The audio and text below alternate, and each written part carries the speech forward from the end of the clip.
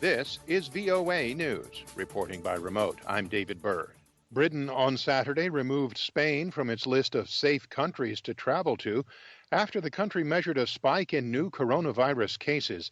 The decision means those visiting Spain will have to quarantine for 14 days following their return to the United Kingdom.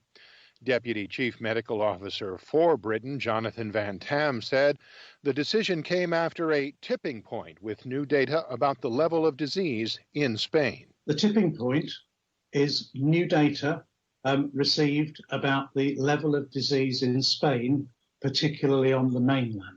The decision means anyone returning to Britain from Spain, either from the mainland or from its adjoining islands, will be required to self-isolate. Hurricane Hanna came ashore along the Texas Gulf Coast late Saturday, lashing the shoreline with wind gusts, rain, and storm surge, and even threatening to bring possible tornadoes to a part of the country trying to cope with a spike in coronavirus cases.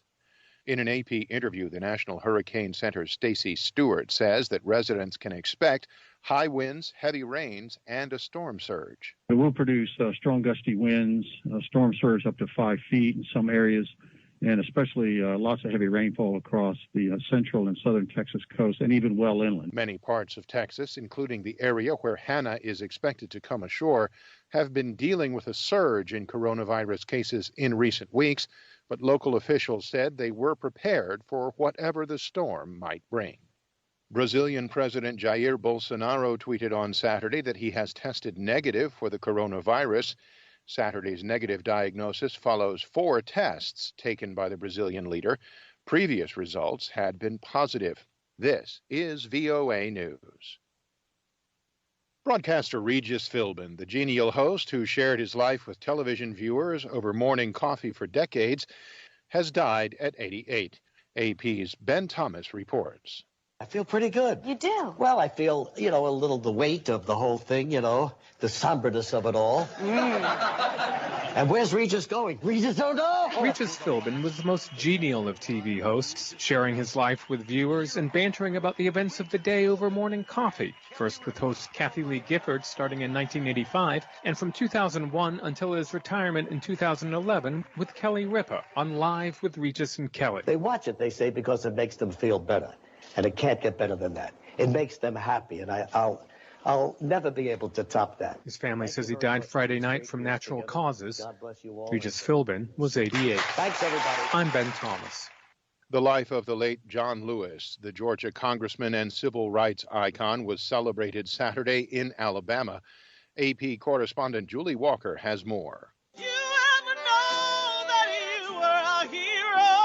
The boy from Troy, as Reverend Martin Luther King Jr. called him, came home for the last time, and it was a fitting tribute at Troy University, where he'd wanted to go to school but was denied because he was black. He'd spend the rest of his life fighting to end racism. His young nephew was one of several who spoke. My name is Jackson Lewis Brewster, and Congressman John Lewis was my uncle and my hero, and it's up to us to keep his legacy alive. Lewis's body will cross the Edmund Pettus Bridge on Sunday, 55 years after the famous Civil Rights March. He will lie in state in Montgomery, then on Monday and Tuesday in the U.S. Capitol, before heading to Atlanta for his funeral Thursday at Ebenezer Baptist Church, where King preached.